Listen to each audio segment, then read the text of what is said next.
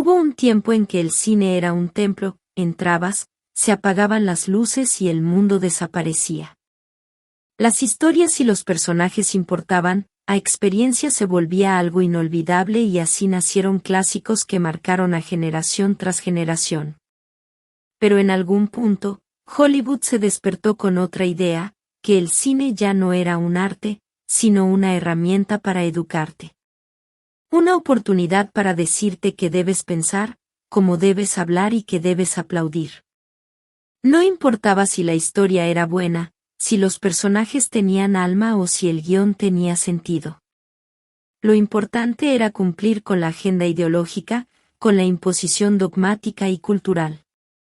Y así nació una nueva religión cultural, la cultura woke. Una cultura que dice defender causas, pero termina destruyendo personajes. Que dice expandir universos, pero solo achica las historias. Que dice incluir, pero a muchos los deja afuera. Lo peor no es que cambió el cine, sino que nos robó el motivo por el que lo amábamos, imaginar y disfrutar de un arte, sin ser sermoneados.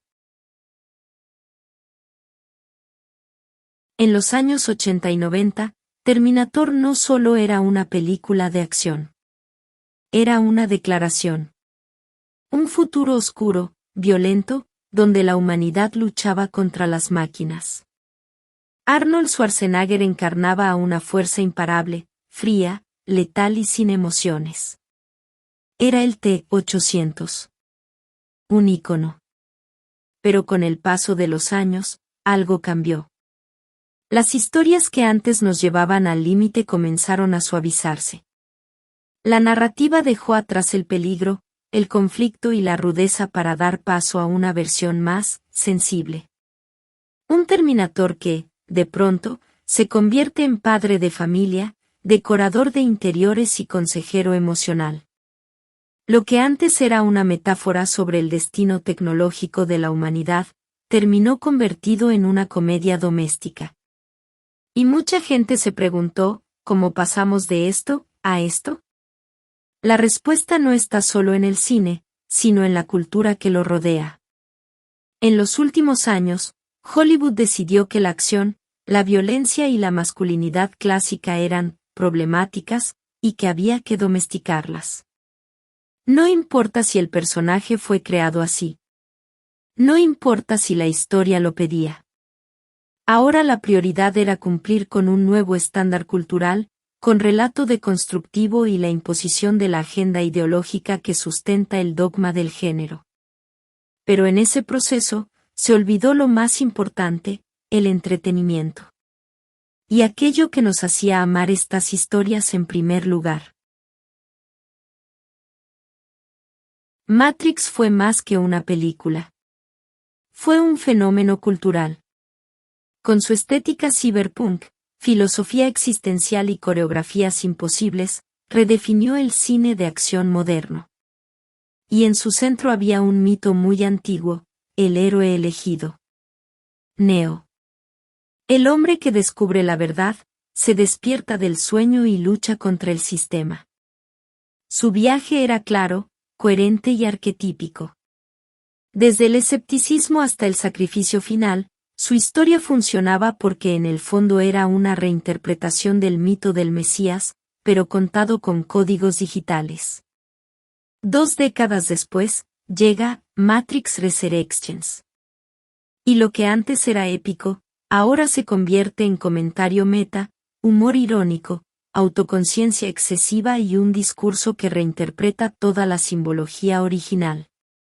De pronto, Neo no es el elegido. O al menos, no el único. La narrativa decide que Trinity también puede serlo. Y aunque no hay nada malo en expandir roles o compartir protagonismo, la ejecución generó un problema, destruyó el corazón del mito.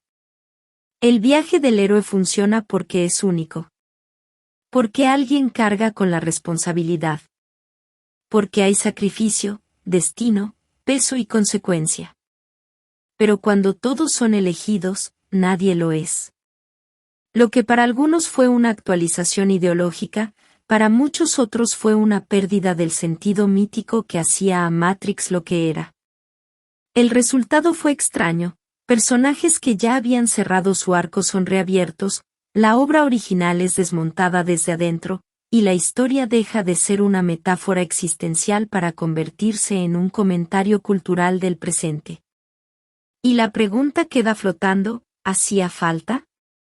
¿O simplemente era necesario adaptar el relato a una nueva sensibilidad social aunque traicionara la esencia original? Al final, todo vuelve a lo mismo, las historias que marcaron a generaciones no lo hicieron por casualidad. Nos atraparon porque tenían identidad. Porque no tenían miedo de ser lo que eran. Porque los personajes podían fallar, sufrir, sacrificar y perder. Pero en los últimos años, el cine dejó de priorizar eso. En vez de preguntarse cómo contar la mejor historia posible, empezó a preguntarse qué mensaje debía enviar, qué sensibilidad debía respetar y qué casilla cultural debía marcar. Y en esa transición, muchos procesos creativos se convirtieron en ejercicios de corrección ideológica. No se trata de estar en contra del cambio. El cine siempre ha evolucionado. Siempre ha reinterpretado mitos, héroes y símbolos. El problema es cuando esa evolución deja de surgir de la imaginación, y empieza a surgir de un manual, de un guión ideológico que obedece a una agenda progresista. Y mientras tanto, el público se aleja, porque ya no reconoce el alma de las historias que amaba. Porque lo que era entretenimiento, ahora parece discurso. Tal vez por eso la nostalgia se volvió un refugio. No porque el pasado fuera perfecto, sino porque al menos era auténtico. Hollywood podrá cambiar todas las reglas que quiera. Podrá reescribir sagas, reinterpretar clásicos y actualizar arquetipos, pero hay algo que no puede controlar, la reacción de la audiencia. Y si algo nos enseñó la última década, es que el público siempre termina votando, no en una red social, sino en la taquilla. Y en la cultura. Y en la memoria.